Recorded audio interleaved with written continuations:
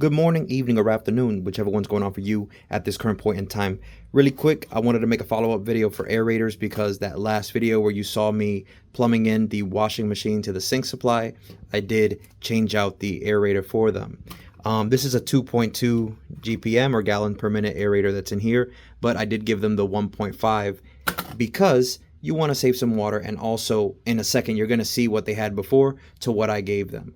I want to make this absolutely clear that when it comes to your aerator, if you're noticing that your water's coming out very slowly, there's a chance that you could have a lot of sediment that backed up all over the back of that aerator, and it caused all those pores or all those mesh openings to become blocked, and that's why you have like a couple of drips or your water's coming out at a weird funky angle. So it could be that if you see that your water is kind of coming out the sides, it could be that the seal inside your aerator, which why am I pointing when I could just show you?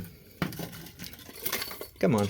All right, so this seal right here is what is going to be pressing up against your sink. So when you thread this in, and most of them are reverse thread, that seal, if it's worn away, you're going to notice that there's a leak around the sides. Now, if you look in there, all those tiny little pores, your water has to pass through there to get to the mesh.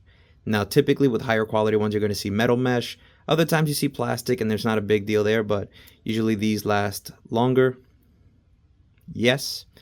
But unfortunately, a lot of people don't think about that. They'll just end up buying a whole new faucet thinking that's going to solve it. And it will, but it fixes it because every faucet comes with a new aerator.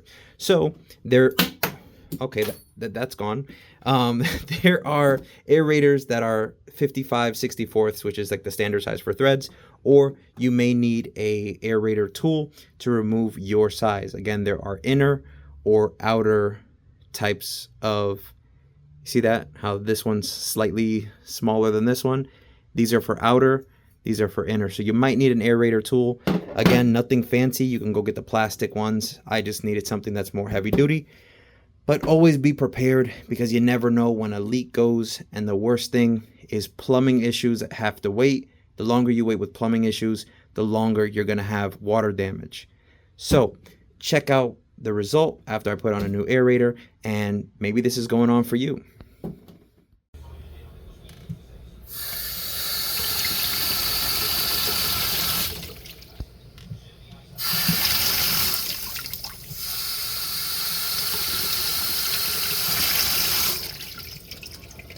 This is horrible.